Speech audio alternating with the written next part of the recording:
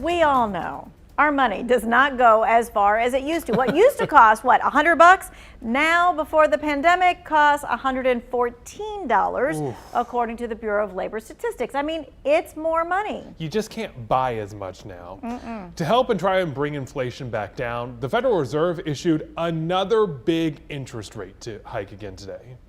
They don't have a tool that says, hey, companies, you should charge less, and hey, consumers, you should buy fewer things or services. That's not how it works.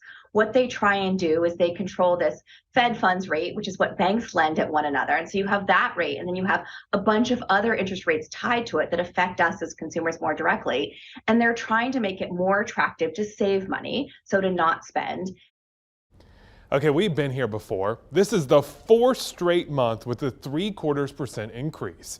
So let's dig into some of the big ways it impacts you and how you can make it a positive. Let's verify what are the three biggest ways interest rates affect Americans. Our sources are two economic advisors, Bill Hagelin from the Bipartisan Policy Center and Peter Riccio from Tulane University. Okay, to start, let's explain what the interest rate is that's going up. Rate at which the Federal Reserve loans the money to its member banks. The interest rate on your loans uses it as a baseline. So when it goes up, all new loans go up. You'll see it in three big ways. If they went on a loan to get a car, or they went on got a mortgage. Second, credit card debt can go up. Absolutely. Now is the time to pay it off if you can do it. And third, there's certain kind of stocks that get clobbered when interest rates go up, and certain ones don't. And the ones that get clobbered are growth stocks. So a growth stock is one of those that's going to get clobbered. That's any stock that has outperformed the market averages. For example, Amazon, which did better than average for years and years and years, has fallen more than 30% since the rate hike started. Well, people from all over started really getting frustrated. Month after month, we keep seeing the rates go up. A group of lawmakers sent the Federal Reserve a letter this week. They want to know what's up. Senator Elizabeth Warren was one of those skeptical lawmakers. She said the Federal Reserve must be transparent about the pain that Chair Powell intends to impose on families with extreme interest rate hikes. Throwing millions out of work without addressing key drivers of higher prices isn't the solution to fight inflation. And you've got people questioning if the rates are really even doing their job. The Fed thinks that the increases will slow inflation. The numbers, though, have actually been going the wrong way. In September, the inflation rate was 8.2%. In October, it rose to 8.6%, and it's creating all sorts of other problems. What we know is that while inflation does impact everybody, it's the people who earn less money who really feel the brunt of this, right? Because think about it. If you're making $40,000 or $50,000 a year as a household, the lion's share of that money is going to pay for shelter and for food and for energy. And with those indexes all up pretty strongly, there is a lot of pressure there. Speaking of shelter, it's definitely one of the places you've noticed the rate increases. The housing market has cooled off in a big way.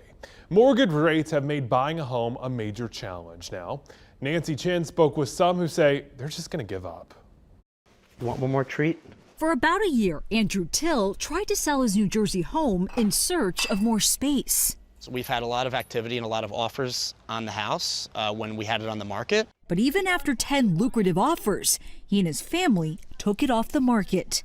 He says there are few options for them to buy a new house, especially after refinancing their mortgage in March to below 3%. You've been looking to sell. Why haven't you? Our interest rate right now that we have locked in is very low, so our borrowing costs would more than double. With today's rate, a monthly mortgage payment on a $400,000 home would cost you about $750 more than the start of the year. So I would describe the housing market as sort of a tug of war between buyer and seller. And that tug of war is almost creating like a shutdown. Stacey Esser is a realtor in the New Jersey area. It's not that we've never seen 7% interest rates. It's that we've never seen interest rates in basically 1 year go from 2.5% to 7%. About 60,000 deals have been canceled so far this year, the highest share on record since the start of the pandemic. And new listings are down about 19% from a year ago. What is the end game to all this? I think we're going to see way less transactions in 2023. I think people are going to be sitting on the sidelines until things settle down. Till says he'll wait until then. We just wanted to see if we could, strike while the iron was hot. It didn't happen, and we're happy here. Sales of existing homes have dropped for 8 straight months. We all know about the election next week. You can't miss the ads everywhere. Inflation has become one of the big talkers during campaign season. Candidates have made sure to let voters know they are serious about it. In fact, interest rates and inflation have become the campaign issue of the midterm elections. By the end of summer, according to political ad tracking by Ad Impact, Republicans have spent more than $40 million on TV ads mentioning inflation. This year, it has so far aired 127,000 times. They've also spent more than $1.6 million on digital ads on Facebook with text mentioning inflation, which have received more than 97 million impressions. Democrats' spending does not even come close. Just over $4.4 million has been spent on TV ads mentioning inflation this year, which have aired just over 13,000 times. On Facebook, Democrats have spent over $300 grand on ads with inflation in the text, making 45 million impressions.